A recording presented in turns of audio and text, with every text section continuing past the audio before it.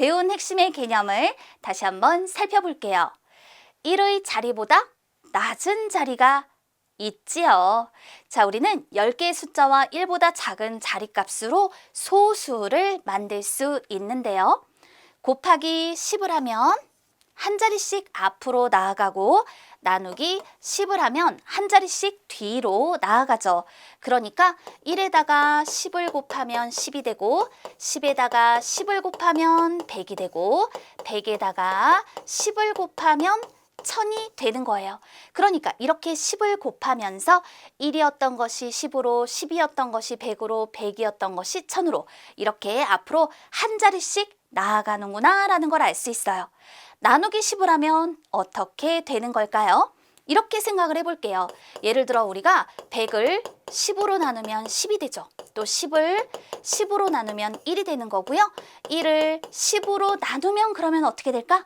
이럴 때는요, 그 수가 뒤로 한 자리씩 나아가요. 10의 자리에 있던 것이 1의 자리로, 1의 자리에 있던 것이 뒤로 한 자리 나아가야 하는데 이럴 때 바로 소수점을 찍어서 그렇죠. 1의 자리보다 낮은 자리의 수를 표현하게 되는 거예요.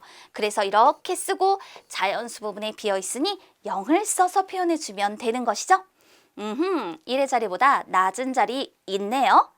그렇담 이번에는 누구누구보다 작은 값을 소수점으로 나타낸 수를 소수라고 합니다. 바로 이와 같은 수를 우리는 소수라고 얘기를 해요. 그래서 1보다 작은 값을 소수점으로 나타낸 수를 소수라고 하는 것입니다. 그런데 이때 이 소수점은 자연수 부분과 소수 부분을 구분하는 점이에요. 그러니까 이렇게 한번 표현해 볼게요. 이와 같은 수가 주어졌어요. 이 소수점은요. 이 소수점을 기준으로 해서 이렇게 자연수 부분과 소수 부분을 구분할 수 있게 해주는 점입니다. 소수점에 대해서 확인했고요. 그 다음에 소수는 자연수와 같이 값을 나타내는 자리에 10개의 숫자를 놓아 만듭니다. 그럼 이걸 한번 볼까요?